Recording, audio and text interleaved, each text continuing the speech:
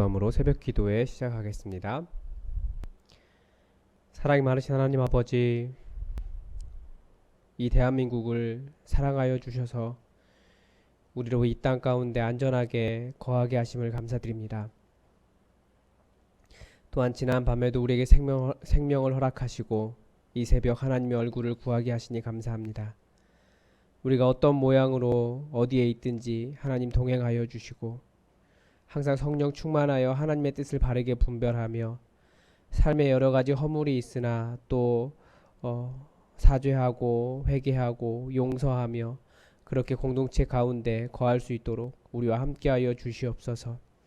하나님, 이 대한민국 코로나 바이러스 사태 속에서 많은 어려움을 겪고 있사오니 하나님 안전하게 지켜 보호하여 주시고 여러 가지 이슈가 많으나 흔들리지 않고 또 우리의 일상을 걸어갈 수 있도록 도와주시옵소서.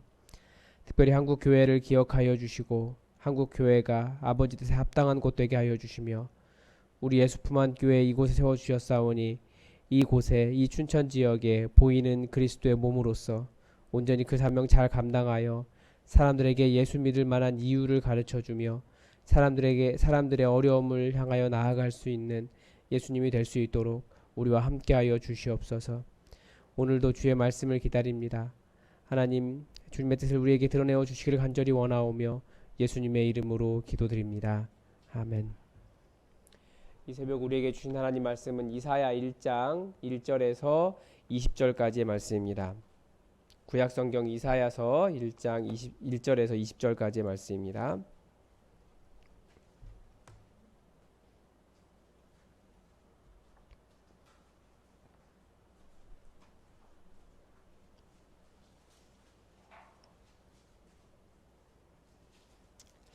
하나님의 말씀을 다 함께 받들어 읽겠습니다. 이사야 1장 1절에서 20절입니다. 유다 왕 우시야와 요담과 아하스와 히스기야 시대에 아모스의 아들 이사야가 유다와 예루살렘에 관하여 본 계시라. 하늘이여 들으라, 땅이여 귀를 기울이라. 여호와께서 말씀하시기를 내가 자식을 양육하였거늘 그들이 나를 거역하였도다. 소는 그 임자를 알고 나귀는 그 주인의 구유를 알건만은 나의 백성은 깨닫지 못하는도다 하셨도다. 슬프다 범죄한 나라요, 허물진 백성이요, 행악의 종자요, 행위가 부패한 자식들이로다. 그들이 여호와를 버리며 이스라엘의 거룩하신 이를 만홀히 여겨 물러갔도다. 너희가 어찌하여 매를 더 맞으려고 패역을 거듭하느냐. 온 머리는 병들었고 온 마음은 피곤하였으며 발바닥에서부터 머리까지 성한 곳이 없이 상한 것과 터진 것과 새로 맞은 흔적뿐이거늘 그것을 짜며 싸매며 기름으로 부드럽게 함을. 너희의 땅은 황폐하였고 너희의 성읍들은 불에 탔고 너희의 토지는 너희 목전에서 이방인에게 삼켜졌으며 이방인에게 파괴됨 같이 황폐하였고 딸 시온은 포도원의 망대같이 참외밭의 원두막같이 에워싸인 성읍같이 겨우 남았도다. 만군의 여호와께서 우리를 위하여 생존자를 조금 남겨두지 아니하셨더라면 우리가 소돔 같고 고모라 같았으리로다. 너희 소돔의 관원들아, 여호와의 말씀을 들을지어다. 너희 고모라의 백성아, 우리 하나님의 법에 귀를 기울일지어다. 너희의 무수한 재물이 내게 무엇이 유익하뇨. 나는 수량의 번제와 살찐 짐승의 기름에 배불렀고 나는 숫송아지나 어린 양이나 수렴소의 피를 기뻐하지 아니하노라. 너희가 내 앞에 보이러 오니 이것을 누가 너희에게 요구하였느냐. 내 마당만 밟을 뿐이니라. 헛된 재물을 다시 가져오지 말라. 월삭과 안식일과 대회로 모이는 것도 그러하니 성회와 아울러 악을 행하는 것을 내가 견디지 못하겠노라. 내 마음이 너희의 월삭과 정한 절기를 싫어하나니 그것이 내게 무거운 짐이라. 내가 치기에 곤비하였느니라. 너희가 손을 펼 때에 내가 내 눈을 너희에게서 가리고 너희가 많이 기도할지라도 내가 듣지 아니하리니 이는 너희의 손에 피가 가득함이라. 스스로 깨끗하게 하여 내 목전에서 너희 악한 행실을 버리며 행악을 그치고 선행을 배우며 정의를 구하며 학대받는 자를 도와주며 고아를 위하여 신원하며 과부를 위하여 변호하라 하셨느니라. 여호와께서 말씀하시되 오라 우리가 서로 변론하자. 너희의 죄가 주홍 같을지라도 눈과 같이 이어질 것이요 진홍같이 붉을지라도 양털같이 희게 되리라. 너희가 즐겨 순종하면 너희가 거절하여 배반하면 칼에 삼켜지리라. 여호와의 입의 말씀이니라. 아멘. 이제 오늘부터 이사야서를 보게 됩니다. 이사야의 이름의 뜻은 여호와의 구원이라는 뜻입니다.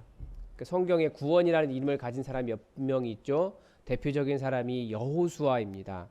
여호수아 그리고 이사야, 예수님 똑같이 다 구원이라는 뜻입니다. 그러니까 셋이 다 같은 이름을 가졌다라고도 볼 수 있습니다.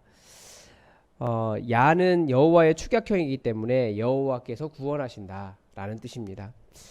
이사야는 남쪽 유다인 유다의 예언자였습니다. 그러니까 이스라엘이 북이스라엘과 남유다로 나눠져 있었고 북왕국은 이미 북왕국 이스라엘은 북이스라엘은 이미 그때 망한 상태였습니다. 아수르에게 망했습니다. 그리고 이제 남유다도 그런 위협 가운데 아수르의 위협 가운데 나라가 망하기 직전의 상황이었습니다. 4명의 왕이 있을 시절에 예언을 했습니다. 우시야, 요담, 아하스, 히스기야 4명의 왕들이었는데 이게 전부 다 요시야라는 왕의 자녀들입니다. 그렇기 때문에 그렇게 긴 시간이 아니에요. 왕은 많이 바뀌었지만 그리고 마지막을 향해 나아갑니다. 남유다의 마지막을 향해서. 그리고 우시야 왕이 죽던 해에 예언자로 부르심을 받아서 약 50년 정도 활동한 예언가로 그렇게 생각하고 있습니다. 그런데 이사야의 내용상 어떤 확실한 구분이 좀 있습니다. 왜냐하면 우리가 이사야를 쭉 읽어보면 알지만 보통 66장까지 있으니까 너무 길어서 다 읽지 못하고 중간에 멈추기도 하고 열방 신탁 같은 거 나오면 좀 지루해하기도 하고 그렇습니다. 그런데 내용이 좀 구분되어 있어요. 1장에서 39장까지는 우리가 일반적으로 말하는 그 기원전 8세기 예언자인 이사야를 이야기합니다. 이 8세기 예언자라는 말을 굉장히 많이 합니다. 왜 그러냐면 이스라엘이 남유다가 망하기 직전인 8세기에 하나님께서 선지자들을 더 집중적으로 보내셔서 이런 나라가 망할 것을 예언하시기 때문에 그래서 8세기 예언자들이라고 이야기하는데 성경에 나와 있는 예언서의 거의 대부분은 다 8세기 예언자들입니다. 이스라엘이 망하기 직전의 상황이었습니다. 그리고 40장에서 55장까지를 읽어보면 이 내용은 이번에는 나라가 망하기 8세기라고는 도저히 말할 수 없는 내용입니다. 왜냐하면 이미 포로로 끌려갔고 그리고 포로로 있는 너희들을 하나님께서 다시 이스라엘로 돌려보내실 것이다 라고 하는 내용이 40장에서부터 55장까지의 예언이기 때문에 이건 완전히 거의 한 70년에서 70년 가까이를 건너뛴 100년 가까이를 건너뛴 그런 상황에 있습니다. 그래서 확실히 다르고요. 그리고 또 문체도 달라요. 1장에 39장까지가 어떤 서술형으로 되어 있다면 40장에서 55장까지는 시 형식으로 되어 있습니다. 노래입니다. 노래. 우리말 성경에는 물론 그런 구분은 되어 있지 않죠. 그러니까 원문에는 노래입니다. 그리고 56장에서 66장까지는 또 다른 이사야입니다. 내용이 확 틀려요. 내용도 틀리고 문체도 틀리고 다른 사람이 썼다라고 밖에 볼 수 없는 구분이 있습니다. 그래서 보통은 1장에서 39장을 제1 이사야, 40장에서 55장까지 제2 이사야, 56장에서 66장까지를 제3 이사야라고 부릅니다. 그리고 그 모든 긴 책이 모두 이사야라고 하는 이름으로 묶인 이유는 아직도 사실은 명확하지는 않습니다. 그리고 또 이것이 또 서로 떨어졌다라고 말하기도 애매한 것이 이게 한 사람의 어떤 편집자가 있는 것으로 보여요. 서로 이렇게 연관이 되어 있기 때문에 그렇습니다. 그래서 제1 이사야의 신학이 제2 이사야 속에 들어있고 또 제2 이사야는 제1 이사야의 어느 부분을 또 반영을 하고 있고 또 제3 이사야는 제2 이사야의 내용을 확장하고 있고 그래서 관련이 있어서 보통은 한 사람이 썼다라기보다는 한 사람이 편집했다라고 하는 이야기를 더 많이 합니다. 그래서 이렇게 각기 다른 이사야의 내용을 가지고 하나의 책으로 묶어냈습니다. 아까 말씀드렸다시피 이스라엘은 이사야가 활동하던 때는 북이스라엘이 멸망했을 때라고 말씀을 드렸습니다. 이미 멸망했습니다. 그래서 우리가 이제 보게 될 이 제1 이사야의 목적은 남유다가 멸망하는 이유를 보여주는 거예요. 가장 큰 이유는 그들이 하나님을 버렸기 때문입니다. 그런데 남유다 백성들은 자신들이 하나님을 버렸다라고 생각하지 않았을 겁니다. 그래서 우리가 다시 한번 하나님을 섬기는 것 같으나 하나님을 부인하는 것이 무엇인지 깨달을 수 있습니다. 이게 참 아이러니한 것 같아요. 우리나라에 어젯밤에 굉장히 큰 사건이 있었잖아요. 저도 그렇지만 설교학을 이제 사람들은 당연히 제가 예배 설교학을 전공할 줄 알았어요. 왜냐하면 신대원 다닐 때 설교에 대해서 수상한 부분이 있기 때문에. 그런데 설교학을 전공하지 않은 데는 특별한 이유가 있었습니다. 뭐냐면 전문가가 되면 제가 다른 사람들 보니까 전문가가 되면 오히려 그 분야에서는 전문가라고 말은 하지만 전문가가 아닌 것 같은 모습이 더 많았거든요. 그래서 설교 전공하신 분이 다른 분보다 설교 더 못하는 것을 느꼈고, 윤리 전공하신 교수님이 계셨는데 그분은 정말 비윤리적이셨어요. 뭐 이런 것들 때문에 전문가가 되는 건 굉장히 위험하다라는 생각을 굉장히 많이 했기 때문에 설교학을 전공하면 안 되겠다라는 생각을 해서 겸손하기 위해서 남았는데, 좀 이스라엘 백성도 그런 부분이 있었던 것 같습니다. 자기들이 계속 여호와의 이름을 불러왔기 때문에 스스로가 여호와를 잘 안다, 잘 섬긴다라고 착각했던 것 같아요. 그런 착각이 목사에게도 있고 우리 성도들에게도 있는 것 같아요. 내가 그리스도인이기 때문에 나는 거룩하다? 실제로 그렇게 살지 않으면서. 목사도 마찬가지죠. 그런 부분들을 가지고 있는 것 같습니다. 그래서 이사야를 보면서 우리가 다시 한번 이스라엘 백성들이 무엇을 잘못했는지, 그들이 어떻게 회개해야 되는지, 그리고 우리는 어떻게 해야 되는지 다시 한번 살펴봤으면 좋겠습니다. 가장 먼저 이야기하는 것은 하나님의 백성인 이 이스라엘이 지금 남유다 상황이지만 보통 이스라엘이라고 말하는 것은 다 포함하는 겁니다. 하나님의 백성이 하나님을 거역한 것입니다. 그런데 그 관계를 들어보십시오. 2절입니다. 하늘이여 들으라, 땅이여 귀를 기울이라.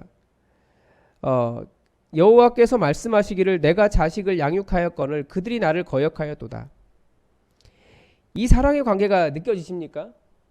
근데 이게 일방적인 거라는 거예요. 하나님은 부모의 마음으로 하나님의 백성을 돌보시고 양육하셨습니다. 그런데 이스라엘이 하나님을 거역했습니다. 어떻게 하나님을 거역했습니까? 4절 후반부입니다. 그들이 여호와를 버리며 이스라엘의 거룩한 일을 만홀히 여겨 멀리하고 물러갔도다. 첫째는 여호와 하나님을 떠났다라는 거예요. 둘째는 이스라엘의 거룩하신 일을 만홀히 여겼다. 그러니까 만홀히 여긴다라는 것이 무시하고 원어적인 의미로는 콧방귀 꼈답니다.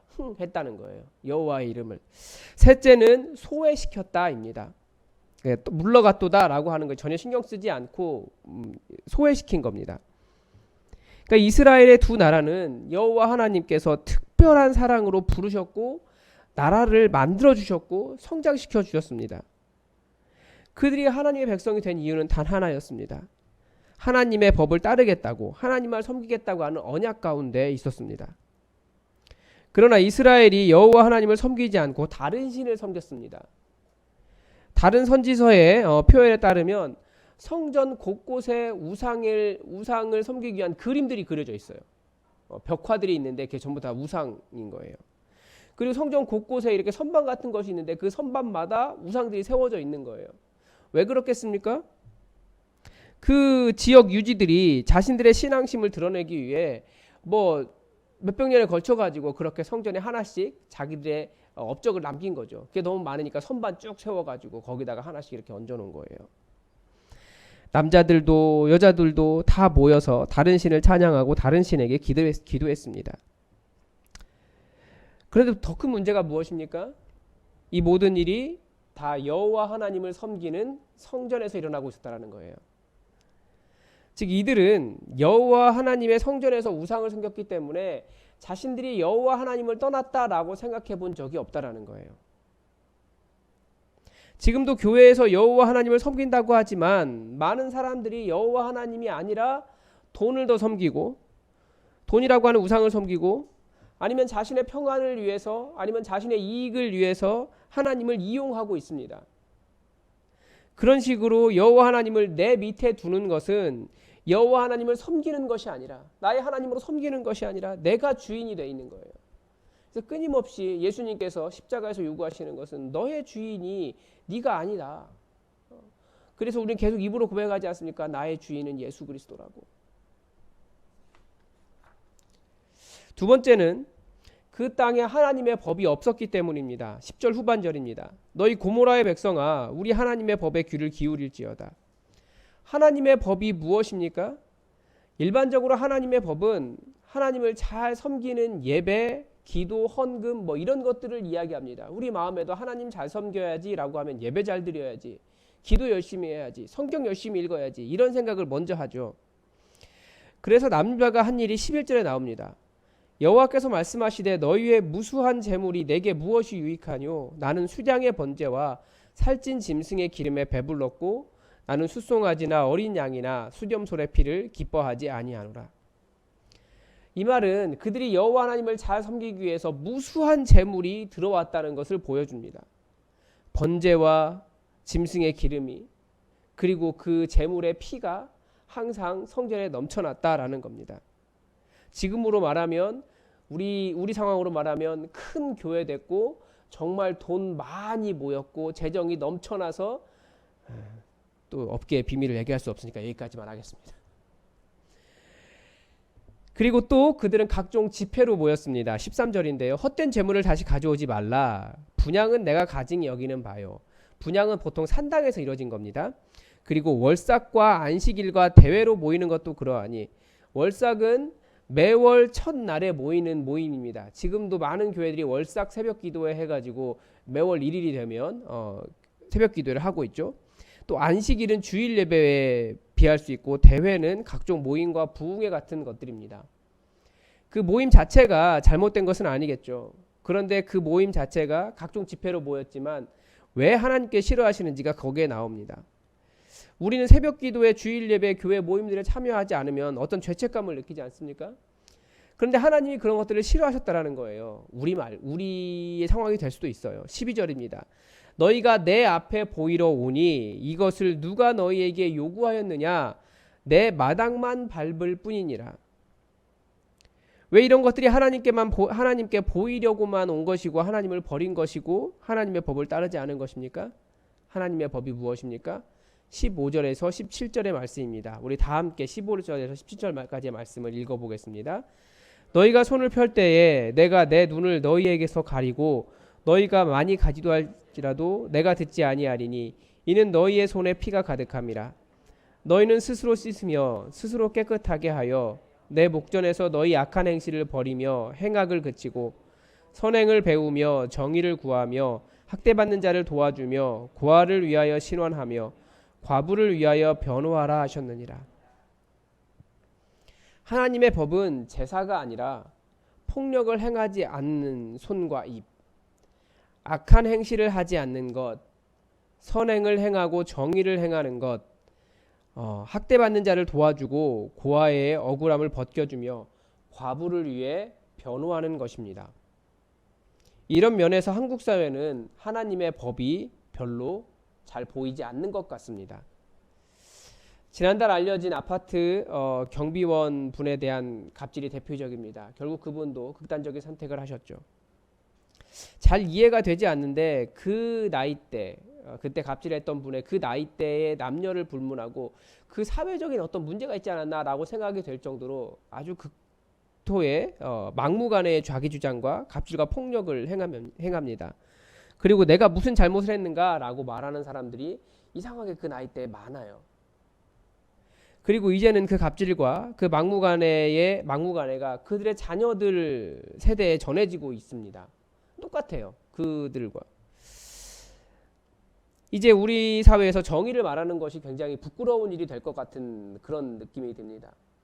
소위 정의를 가졌다라고 하는 사람들의 부정의가 더 많이 드러나고 있기 때문에 그렇습니다. 고 최숙현 선수의 사태를 통해서도 보지만 이 사회는 약자를 더 학대하고, 학대받는 사람을 더 학대하고, 약자에 대해서 그것은 네 문제다. 그리고 그렇게 이야기합니다. 왜 그렇습니까? 이 부모의 세대는 내가 얻은 재산과 지위는 내가 노력했기 때문에 얻었고, 그렇지 못한 사람은 너는 게으르다라고 하는 생각을 가지고 있습니다. 그런 생각이 지배적이에요. 그것을 물려받은 자녀의 세대는 태어날 때부터 가지고 있는 거예요. 그래서 자기는 잘못이 없다라는 거죠. 내가 잘못이 없는데 마찬가지로 네가 가난하다면 내 부모를 탓해라가 되는 거예요. 그래서 그 집에 태어난 것은 네 잘못이다라는 사고를 하고 있습니다. 사회는 또 계속해서 그걸 강요하고 있어요. 그래서 부모의 경제력을 가지고 차별해서 하는 말들이 굉장히 많이 있지 않습니까? 뭐 휴거, 빌거 이런 말들 아시나요? 200충, 300충 이런 말들이 초등학교에 넘쳐나고 있고요. 여기에 따라서 친구들이 다 갈려요. 우리는 이상하다고 생각하지만 사실은 너무나 많습니다. 애 엄마들도 같은 브랜드, 그것도 고가의 브랜드, 그 엄마가 어떤 브랜드의 얼마짜리 어떤 브랜드의 유모차를 모느냐에 따라서 그것을 끊느냐에 따라서 모임이 갈립니다. 방배동만 해도 그 앞에 그 예술의 전당 있잖아요. 예술의 전당 공터에 공원에 선을 할 때 보면 그 유모차대로 모여 있어요. 모임에 껴주지 않고 껴 들어갈 수도 없습니다. 친구를 사귈 수도 없고 친구를 집에 불러들일 수도 없습니다. 그리고 그것이 당연하다라고 그렇게 말하는 것이 한국 사회입니다. 더 큰 일이에요. 지금 초등학생들이 그것을 당연하다라고 받아들이고 있기 때문에. 하나님께서 정말 싫어하시는 것입니다. 하나님은 약속하셨어요. 19절과 20절입니다. 같이 한번 읽어보겠습니다. 너희가 즐겨 순종하면 땅의 아름다운 소산을 먹을 것이요 너희가 거절하여 배반하면 칼에 삼켜지리라. 여호와의 입의 말씀이니라. 이 이사야서의 말씀을 보면서도 우리는 이기적으로 내 기도가 어떻게 하면 이루어질 수 있을까? 그래서 주로 15절의 말씀에만 집중합니다. 여기서 말하는 진짜 하나님의 뜻을 발견하려고 하기보다 내 기도에만 목적이 있는 거예요. 같은 이기심일 뿐입니다. 이사야가 말하는 것은 하나님을 떠난 사람들, 어떻게 하나님을 떠났는가, 하나님의 뜻과 하나님의 정의와 관계없이 살아가는 것, 그런 문제에 대해서 말하고 있습니다. 하나님은 분명히 약속하셨습니다. 하나님의 백성을 억울하게 한 그 모든 일에 대해서 하나님의 심판이 있다라는 거예요. 이것이 앞으로 이사야서 전체, 제일 이사야서죠. 제일 이사야서 전체를 아우르고 있는 통찰입니다. 하나님의 법, 하나님의 말씀을 따른다는 것은 하나님의 본 뜻을 헤아리는 것입니다. 이것이 통찰이고 분별입니다. 그래서 예수님은 계속해서 나는 제사보다도 긍휼을, 인애를 원한다라고 하신 말씀을 여러분이 다시 한번 기억하시기 바랍니다. 기도하겠습니다. 하나님께서 노아의 홍수 때에 그 땅을 모두 다 물로 쓸어버리시고 심판하셔야겠다고 하셨던 분노와 또 한 나라 아버지께서 그토록 사랑하셔서 자녀로 여기시고 길러오셨던 두 나라를 다 없애버려야겠다라고 생각하셨던 그 이유를, 근본적인 이유를 우리가 다시 들었습니다. 이 모습이 참 우리의 교회의 모습과 닮아 있고 또 이 사회의 모습과 동일하다는 것을 다시 한번 깨닫게 됩니다. 하나님, 이 땅이 하나님의 심판받을 자들로 두려움 없이 거칠 것 없이 나아가며 하나님 앞에 겸손하게 서 있지 못하는 모습들을 보는데 하나님 이 땅을 불쌍히 여겨 주시옵소서. 무엇보다도 한국 교회를 불쌍히 여겨 주시옵소서. 이 모든 문제가 한국 교회가 하나님의 정의에 시금석으로 서지 못하여 주님 일어나고 있는 문제이오니 모든 교회가 나의 교회를 세우기보다 하나님 나라를 위하여 최선과 열심을 다할 수 있도록 도와주시옵소서. 우리 예수품한 교회도 하나님의 정의를 이야기하고 바른 교회를 말만 하는 교회가 아니라 진정으로 변화가 될 수 있도록 하여 주시고 우리가 정의롭다라고 하는 생각 때문에 진짜 우리가 행해야 될 정의를 놓치지 않도록 우리와 함께하여 주시옵소서. 정의의 전문가가 있는 것이 아니라 정의로우신 하나님 앞에서 가장 겸손하게 하나님의 뜻을 구하는 자들이 될 수 있도록 우리와 함께하여 주시옵소서. 주께서 도우시길 원하오며 예수님의 이름으로 기도드립니다. 아멘. 우리 계속해서 여러분 함께 교회 공동의 기도 제목 가지고 기도해 주시기 바랍니다. 우리 대한민국 코로나 사태도 중요하지만 이 땅에 서로 사랑하며 서로 돌보며 아름다운 공동체가 서로를 용납하는 아름다운 공동체가 세워질 수 있도록 기도합시다. 약한 자에게 당연히 너의 약함은 당연한 것이다 라고 말하지 않고 약한 자를 돌보는 선한 마음이 있도록 정말 정의로운 사회가 될 수 있도록 여러분 기도해 주십시오.